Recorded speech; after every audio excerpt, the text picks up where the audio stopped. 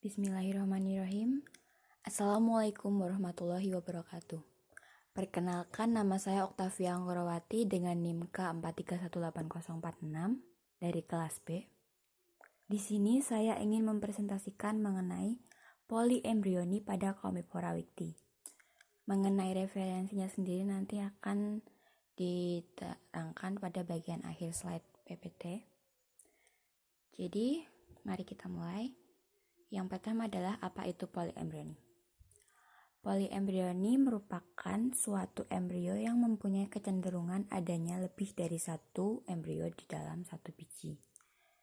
Hal ini dapat berasal dari satu ovula. Meskipun embrio tambahan ini tidak harus masak. Embrio ini dapat terhenti pertumbuhannya pada saat perkembangan biji atau bahkan kemudian mengalami degenerasi. Biasanya pada tumbuhan gimnos, hal ini sering terjadi dan jarang ditemukan pada Angias.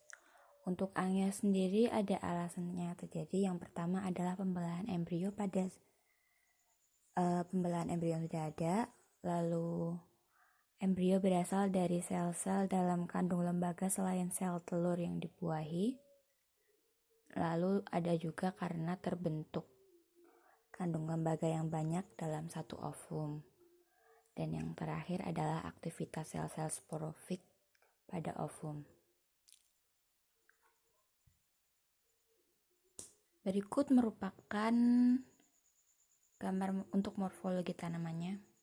Jadi, Commiphora wicti ini merupakan tumbuhan semak yang dapat mencapai ketinggian maksimum 4 meter dari famili Burseraceae. Tanaman ini tumbuh lambat, banyak cabang, banyak tumbuh di lahan berbatu, terutama ini ditemukan di bagian Rajasthan, Gujarat ya, dan juga ada pula di bagian Balochistan di Pakistan. Tanaman ini menghasilkan oleogumlesin yang menjadi bahan dupa atau obat penenang dalam wangi.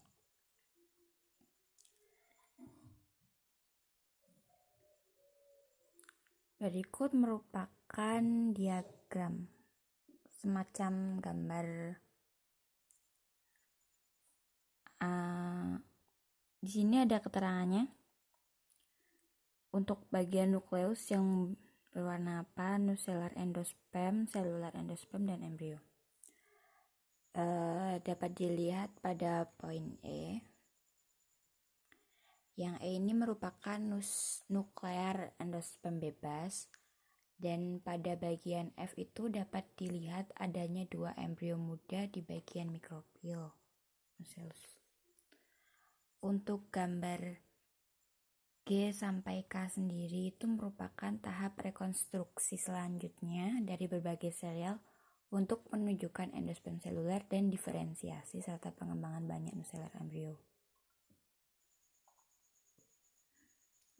Yang ini merupakan foto micrographs dari polyembrion ini. Pada gambar C, nah ini, pada bagian ini ovul menunjukkan kantung embrio kembar yang mengalami degenerasi di gambar C.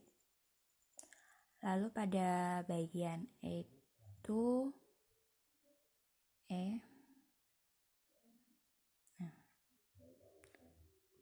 pada bagian E ini merupakan bagian dari ovul yang menunjukkan sel nuclear yang mengalami hipertrofi yang telah melenyapkan kantung embrio.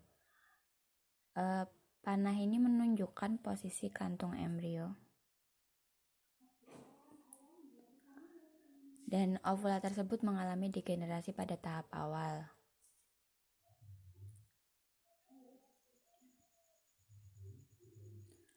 Untuk gambar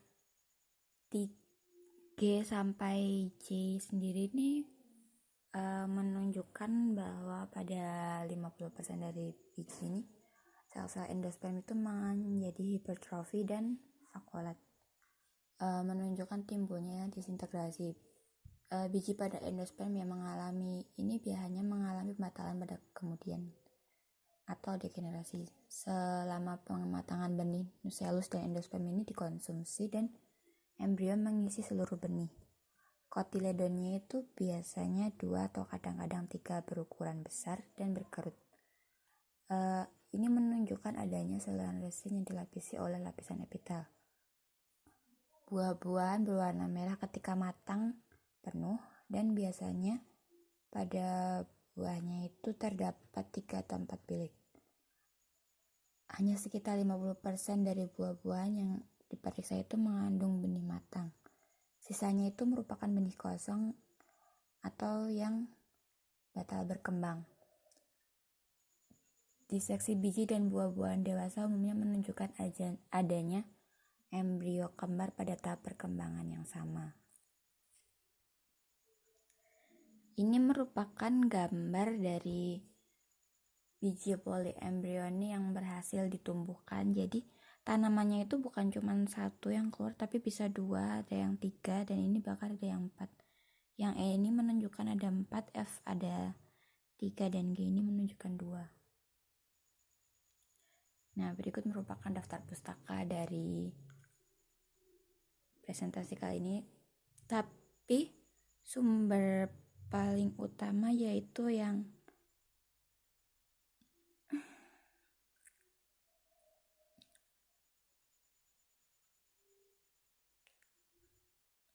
Apomixis and Polyembryony in the Google Plant Commiphora Wiki. Ini merupakan jurnal Annals of Botany-nya yang ditulis oleh Gupta dan Mohan. Sekian presentasi dari saya. Apabila ada kurang lebihnya mohon maaf. Wassalamualaikum warahmatullahi wabarakatuh.